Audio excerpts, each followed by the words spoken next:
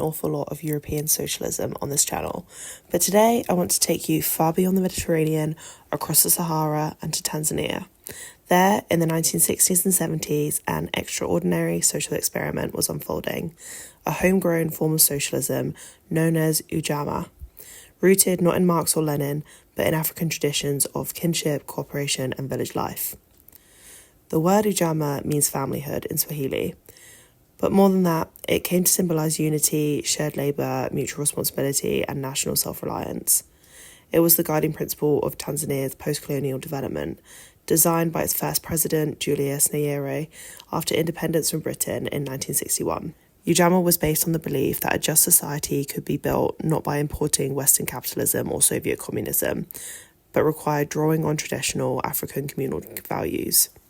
As Nyerere put it, socialism in Africa should reflect an attitude of mind, one that sees society as an extension of the family unit, people living and working together and cooperating to build shared wealth and well-being. Nyerere's political vision was shaped by his personal experiences. Raised in a village in rural Tanzania, he was the son of the local chief, and his father had 22 wives. He left home for primary school at age 12 and eventually became the first Tanzanian to earn a university degree in the UK. Growing up in what he later called a form of tribal socialism, Nyerere observed firsthand the power of collective and the burdens placed on women. He was raised mostly by the women of the village, and his political philosophy strongly reflected their resilience and labour. He said, "The truth is, in these villages, women work very hard. At times they work 12 or 14 hours a day. They even work on Sundays and public holidays. But the men in the villages, they're on leave for half their life." He saw socialism as a tool not only to eliminate colonial economic dependency, but to uplift the most marginalised, especially rural families and women. In 1967, Nyerere laid out his vision in the Arusha Declaration, a landmark policy document that defined Ujamaa as a national project. The declaration aimed to eliminate class divides, reject capitalism and foreign dependency, build a truly democratic, self-reliant socialist state, nationalise banks, insurance companies and large businesses, and ensure that all physical able people work and no one exploited others. It envisioned a society without feudalism or capitalism, one where incomes were not grossly divergent and every citizen contributed to the nation's prosperity. At the height of Ujamaa was a bold social and economic experiment called villagization, or vijijini in Swahili. At the time, 96% of Tanzanians lived in rural areas, often isolated and scattered.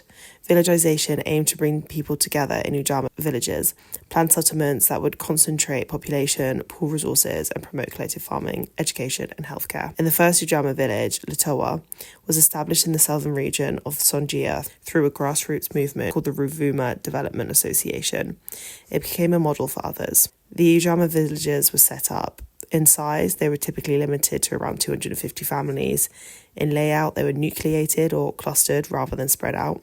At the centre was a communal complex with a school, meeting hall and health post.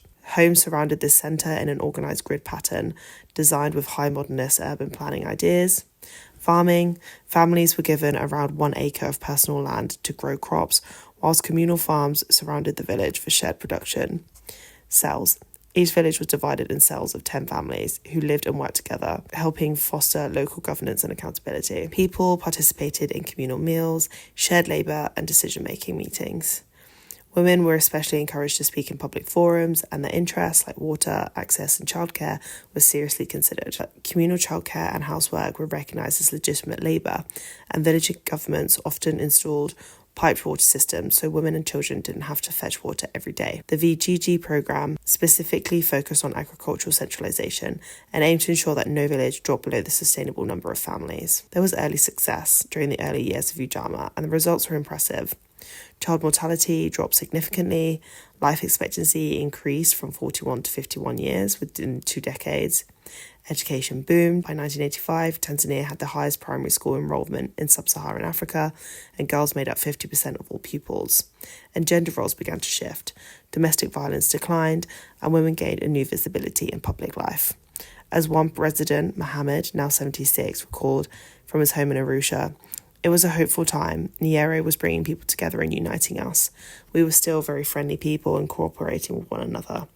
A lot of that was because of Nyerere. He united us all under one national identity. But there were cracks in the system. The dream did not last. By the late 1970s, signs of strain began to show. Between 1973 and 1975, over 7 million people were moved into Ujamaa villages, many of them forcibly.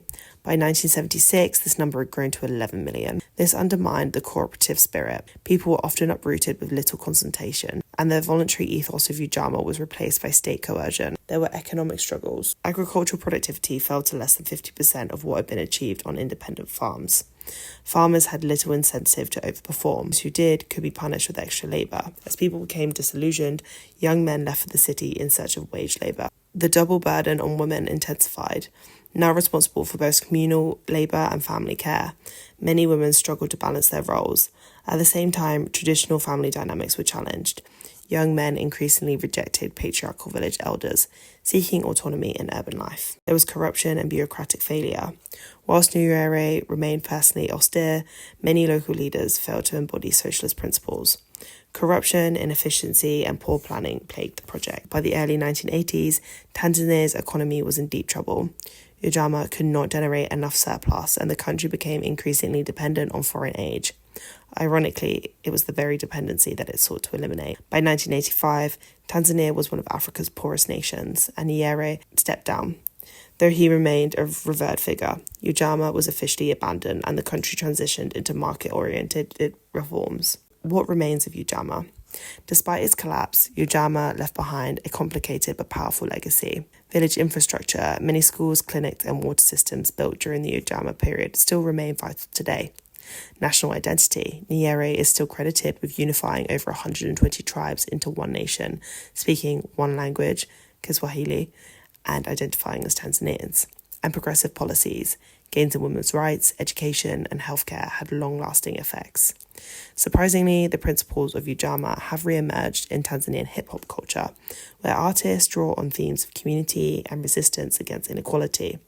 Ujamaa for them is not just history, it's a form of grassroots protest. Ujamaa was a bold and ambitious attempt to reimagine development on African terms. It was idealistic, community-driven, and socially progressive, but also deeply flawed in its implementation. Its greatest strength, its moral vision, was also its greatest weakness, as the reality of poverty, bureaucracy, and human resistance clashed with its ideals. But even in its failure, Ujamaa remains a remarkable movement in post-colonial history, a time when a newly independent country believed that another future was possible. And that's it for today's episode. I really hope you enjoyed this unique look at African socialism. I will definitely be delving more into these types of themes. If you have any ideas for videos, please let me know in the comments and subscribe for more as I bring out new episodes every Tuesday.